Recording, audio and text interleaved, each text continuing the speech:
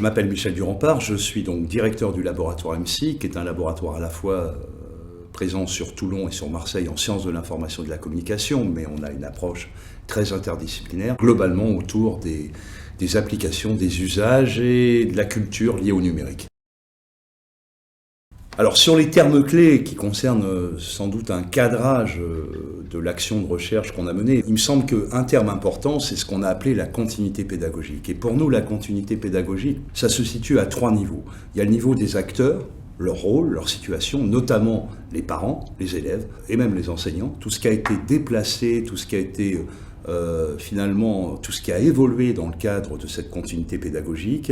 Il y a la question de la culturation numérique, des pratiques pédagogiques, c'est-à-dire comment finalement tout ça n'est pas stabilisé et que pendant le Covid, ça a été certainement très fortement stimulé, mais que ce sont des pratiques qui ne cessent de former des couches successives d'apprentissage, de familiarisation, d'adaptation. Et puis la question des réseaux, des relais, des interfaces, qui sont pas simples et qui montrent comment l'activité pédagogique est du coup stimulée, mais aussi confrontée à de multiples choix. Et toute cette prolifération des réseaux, des relais, des interfaces, des applications est aussi une question cruciale. Et il me semble qu'il y a un terme clé aussi, c'est l'hybridation, parce qu'on en a parlé un peu à tort et à travers, et quand on en a parlé même assez justement, on a eu tendance à la réduire essentiellement au problème de la continuité, de la complémentarité entre la présence et la distance. Mais c'est aussi l'hybridation des supports, des formes, des modalités et des pratiques. C'est-à-dire que les pratiques pédagogiques, du coup, elles sont réinterpellées et elles sont réactivées par les dispositifs pédagogiques. Et puis, c'est l'hybridation dans les actions, les déplacements des rôles, et c'est donc bien plus que la seule question d'une relation entre présence et distance. Pour venir plus précisément sur le terrain du Covid, on a été amené à structurer une équipe qui a atteint au bout d'un moment 40 personnes, parce que ce laboratoire a aussi des activités situées à Toulon et à Marseille, c'est 2 équipes qui se sont rassemblées, autour de l'idée de, alors c'était un des thèmes, d'essayer de montrer éventuellement des phénomènes de saturation entre télétravail et téléenseignement, s'intéresser véritablement à la continuité pédagogique pour montrer vraiment in vivo comment elle se déroulait, montrer comment il y avait des déplacements, des rôles des parents, il y avait aussi des contraintes pour les enseignants, et s'intéresser en fait à toute cette fabrique de la continuité pédagogique, avec ses richesses, ses tensions, et puis ses limites, et aussi les questions qu'elle portait pour l'avenir. Et comment elle se traduisait, notamment au sein de la famille, en confinement, en post-confinement, et surtout en posant en fait des hypothèses et des questions pour l'après, quoi. Donc ça a été une recherche très située, qui s'est appuyée sur des témoignages de parents, qui s'est appuyée aussi sur l'expertise d'une doctorante qui travaille à la métropole de Lyon sur quand même un très gros dispositif de ressources numériques pour l'ensemble de l'agglomération des communautés de communes lyonnaises. Et donc on a pu faire un travail vraiment très particulier, très spécifique. Tout ce qu'on a pu amasser, si vous voulez, comme données, comme résultat, c'est un peu provisoire ce que je vous donne, et c'est bien sûr aussi hypothétique, mais il y a quand même des choses qui ressortent. Si on se place du côté du ressenti des parents, et même des élèves, qu'est-ce qu'on remarque? Que les parents, ils ont bricolé, on allait chercher des ressources éducatives, au-delà de ce qui leur était proposé ou fourni, que ce soit des ENT, des ressources pédagogiques déjà installées ou développées pour la cause, et qui a eu toute une formation à l'ingénierie technopédagogique, aussi bien du point de vue des parents que des enseignants. Et ce qu'on a constaté du point de vue des enseignants, mais ça c'est pas nouveau, c'est qu'il n'y a pas d'égalité. Il y a des enseignants qui étaient directement réactifs parce qu'ils sont déjà dans des utilisations du numérique, et d'autres qui étaient plus loin et pour lesquels ça a été plus compliqué et plus difficile. Les parents ont relativement une bonne opinion de la mobilisation de l'école, c'est-à-dire la manière dont l'école s'est mobilisée. Ce qu'ils auraient tendance à dire, c'est qu'ils ont senti dans certains cas que les enseignants n'étaient pas tout à fait prêts, qu'il a fallu du temps d'adaptation, qu'eux-mêmes étaient en train de s'adapter. Il faut pointer quelque chose au travers de ça. Ils le disent et on le constate. C'est qu'il y a eu aussi une forme de concurrence privée-publique.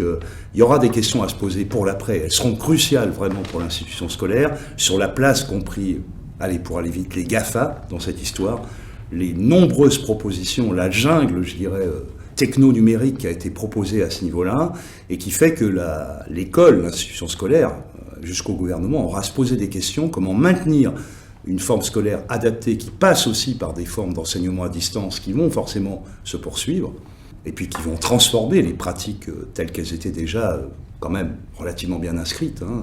D'une part, les parents constatent qu'ils auraient bien aimé aussi avoir une présence, c'est-à-dire des continuités aussi par le téléphone, voire par des visios directement avec les enseignants, que ça n'a pas toujours été le cas et pas toujours possible. Une difficulté des enseignants, même quand ils sont habitués à concevoir que utiliser des processus, on va dire pour aller vite, d'enseignement à distance, c'est vraiment déplacer, transformer les pratiques pédagogiques et pas simplement se contenter dans la continuité de basculer des pratiques existantes et que ça demande d'avoir une réflexion et toute une ingénierie sur comment on fait de l'enseignement à distance et puis aussi du tutorat et puis aussi de l'accompagnement en ne faisant pas simplement une simple transposition mais véritablement une reconfiguration de la pratique enseignante, surtout lorsqu'il s'agit pendant 3 mois par exemple ou pendant 2 mois de maintenir une continuité pédagogique qui se passe uniquement par la distance. Je peux vous donner un exemple très précis. Beaucoup de familles ont trouvé que les enseignants en demandaient trop.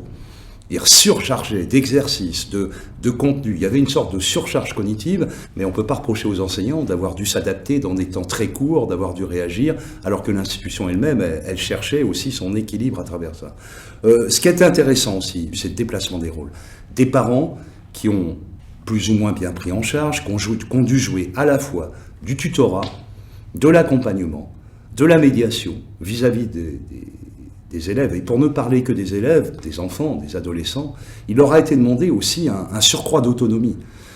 Et là, il ne s'agit pas simplement des décrocheurs, il faudra vraiment se poser des questions sur l'autonomie qu'on suscite, qu'on soulève, parce que placer l'élève dans une situation d'enseignement à distance totale, ce qui a été le cas pendant le confinement, c'est leur demander quand même non seulement de recevoir le cours, mais de s'adapter à la situation, d'être dans une situation totalement différente de la pratique d'apprentissage habituelle.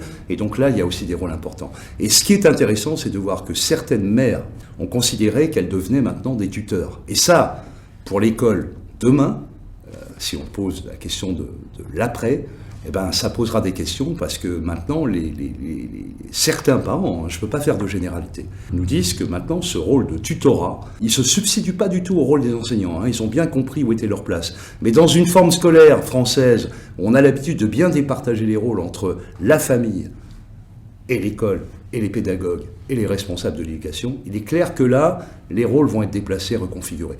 Le déplacement et la reconfiguration des rôles, il faudra le prendre en compte. Le fratras, si j'ose dire, l'ensemble des dispositifs numériques, il faudra d'une part que l'école, et ça va bien au-delà, l'institution, soit très vigilante et rétablisse bien un équilibre entre l'offre privée et l'offre publique. Et il va falloir qu'elle pense aussi à la fluidité, à la maniabilité, à l'accessibilité des dispositifs qu'elle met en place, notamment dans ces situations d'hybridation et d'enseignement à distance.